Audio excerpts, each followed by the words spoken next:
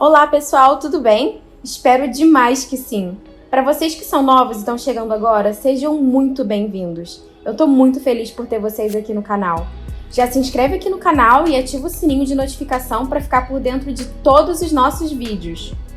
E o vídeo de hoje é um vídeo bem legal. Tenho certeza que vocês vão amar. Se vocês gostarem, gente, deixem muitos likes aqui no vídeo. E se não gostar, também deixa. Isso vai ajudar muito na distribuição do vídeo. Comentem bastante para eu saber a opinião de vocês, se vocês estão gostando dos nossos vídeos. Bom, é isso. Fiquem agora com o vídeo. Oi, eu sou a Natália e na dose de terror de hoje eu vou falar sobre o monstro do Lago Ness. O monstro do Lago Ness é um criptídeo aquático oriundo da Escócia, no Reino Unido, e ele teria sido visto pela primeira vez no ano de 565. A maioria dos 4.000 relatos descreve esse criptídeo como uma serpente, parecida com os plesiosauros, e alguns cientistas chegaram a cogitar que talvez ele fosse mesmo um animal pré-histórico que estava preservado nas águas profundas e cheias de caverna do Lago Ness. Chegaram a vasculhar o lago em busca dele, mas até agora não encontraram. Oi, eu sou a Natália e na dose de terror de hoje eu vou falar sobre o Siren Head. Ele é descrito como uma criatura humanoide, um ser muito alto, com braços bem desproporcionais ao tamanho do corpo dele e com uma aparência bem esquelética, até mesmo cadavérica. E o grande ponto é que ele tem duas sirenes no lugar da cabeça dele que, segundo a lenda, são capazes de emitir vários ruídos, tanto naturais quanto artificiais. E o método de ataque dele é criar uma emboscada imitando a voz da vítima anterior para atrair uma nova vítima. O Siren Head é um criptídeo fictício criado pelo artista canadense Trevor Henderson. Oi, eu sou a Natália e na dose de terror de hoje eu vou dar mais uma dica de um artista do mundo do terror. O Stefan Koid é um artista austríaco e o trabalho dele é tão surreal, tão fora de série que fica até difícil falar sobre ele. Eu vou deixar aqui algumas das obras dele para vocês darem uma olhada.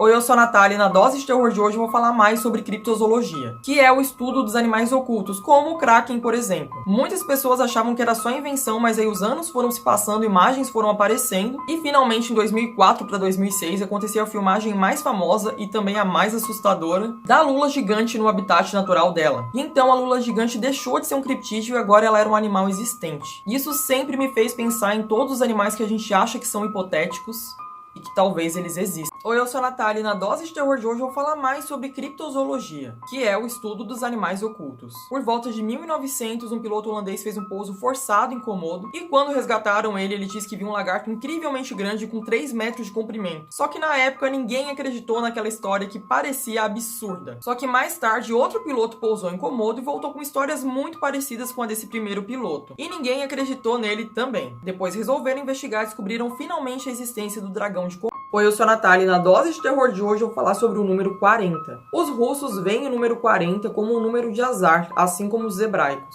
Para eles é um número de muita má sorte, porque eles acreditam que os espíritos dos mortos vagam na Terra durante 40 dias após o falecimento. Os russos estranhamente também acreditam que para cada aranha que você matar, 40 pecados serão perdoados. Parece que os russos odeiam aranha. Oi, eu sou a Natália e na dose de terror de hoje eu vou falar sobre algumas superstições ao redor do mundo. Em Roma, na Itália, cruzar com um grupo de freiras é sinal de extrema má sorte. E dizem que para espantar o azar você precisa tocar suas próprias partes íntimas. Na virada do ano é costume na Rússia queimar um papel com desejo escrito, colocar as cinzas num copo de champanhe e tomar a bebida. Já em Malta, as igrejas com 2 torres têm um relógio em cada uma delas, com 2 horários diferentes. E isso é feito para o diabo não saber a hora certa da missa. Oi, eu sou a Natália e na dose de terror de hoje eu vou falar sobre o sorriso de Glasgow. O sorriso de Glasgow é uma ferida causada por um corte que vai desde os cantos da boca da vítima até a orelha, deixando essa cicatriz que faz a vítima parecer que tem um sorriso bem maior do que ela tem. E essa prática horrorosa teria se originado em Glasgow, lá na Escócia, nas décadas de 1920 e 1930. Uma pessoa real que sofreu com isso foi o ator escocês Tommy Flanagan, que estrelou Sons of Anarchy e que tem uma cicatriz de um sorriso de Glasgow de quando ele infelizmente foi atacado em um bar. Oi, eu sou a Natália e na dose de terror de hoje eu vou falar sobre sons misteriosos do oceano, e especificamente sobre o bloop. O bloop é um som subaquático de frequência ultra baixa, bem poderoso, que foi detectado em 1997 pela NOAA. Esse som chamou a atenção pelo alcance gigantesco que ele teve, de mais de 5 km, e logo as pessoas começaram a especular que talvez esse som fosse produzido por um monstro marinho. Mas os pesquisadores garantiram que nenhum animal conhecido poderia produzir um som tão intenso. Hoje a suposição é que o bloop foi gerado por um icequake, mas a origem desse som permanece. Oi, eu sou a Natália e na dose de terror de hoje eu vou falar sobre a Maria Sangrenta. Essa lenda já é muito antiga, então ela tem muitas versões diferentes, mas originalmente Maria Sangrenta era um fantasma ou um espírito que era conjurado para revelar o futuro. Antigamente, esse ritual de adivinhação encorajava as mulheres a ficar no escuro, segurando uma vela, de frente para o espelho, e falar o nome Maria Sangrenta 3 vezes. Se o ritual funcionasse, elas veriam no espelho o rosto do futuro marido delas, mas se elas vissem só uma caveira no lugar do rosto, significava que elas iam acabar morrendo antes mesmo de ter a chance de se casar. Oi, eu sou a Natália e na dose de terror de hoje eu vou falar sobre a loira do banheiro.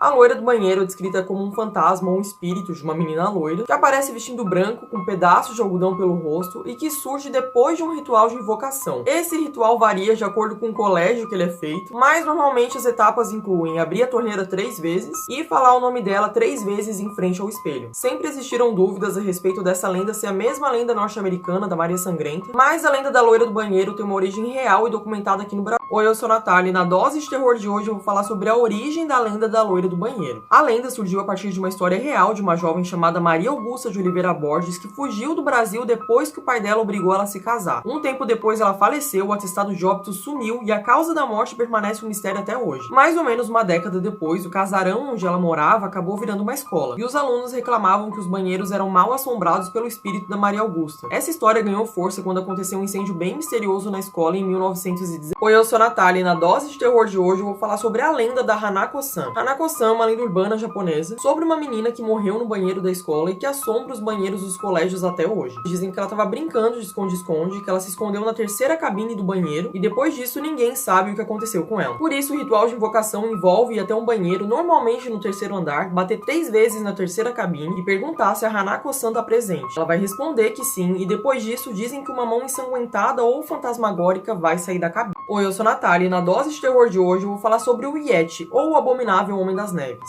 O Yeti é um criptídeo que supostamente habitaria as montanhas do Himalaia entre o Tibete e o Nepal. Ele seria um primata bem grande e peludo, tipo um macaco, normalmente coberto com pelos brancos ou cinzas, e algumas teorias dizem que talvez ele fosse um descendente de um macaco pré-histórico. O relato mais famoso veio de uma expedição de alpinistas em 1921 que teriam visto ele dormindo no meio da neve. E as pegadas gigantes que foram encontradas só fortaleceram a crença das pessoas nesse... Oi, eu sou a Natália e na dose de terror de hoje eu vou falar sobre sons misteriosos do oceano, e especificamente sobre o Julia.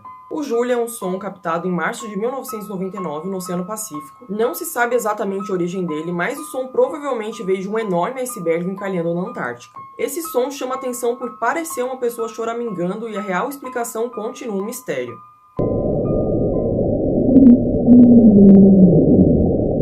Oi, eu sou a Natália e na dose de terror de hoje eu vou falar sobre terror noturno. O terror noturno nada mais é que um distúrbio do sono, caracterizado por episódios que a pessoa parece aterrorizada. Por isso acontecem gritos durante o sono, expressões de medo, e a pessoa fica com uma cara de terror mesmo, como se estivesse vendo algo horrível. Mas normalmente isso não está relacionado ao sonambulismo ou a um pesadelo. E no dia seguinte é comum que a pessoa nem se lembre do que aconteceu. Ao longo dos anos, o terror noturno já foi confundido com epilepsia, crise de convulsão e até possessão. Oi, eu sou a Natália e na dose de terror de hoje eu vou falar sobre o Halloween no Japão.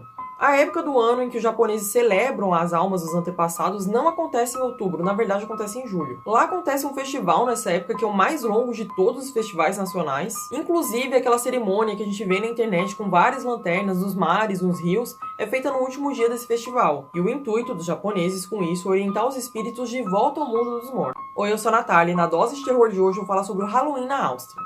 Na Áustria, ao invés de comemorar em um único dia, os austríacos comemoram durante toda a semana. Ao invés de procurar por doce, eles deixam água, pão e um abajur aceso para receber de volta as almas dos parentes falecidos. Durante essa semana são realizadas várias celebrações religiosas e as famílias decoram os túmulos dos entes queridos com lanternas e grinaldas. E no último dia da semana acontece uma super missa que é feita em nome de todos aqueles que... Oi, eu sou a Natália e na dose de terror de hoje eu vou falar sobre o Halloween nas Filipinas.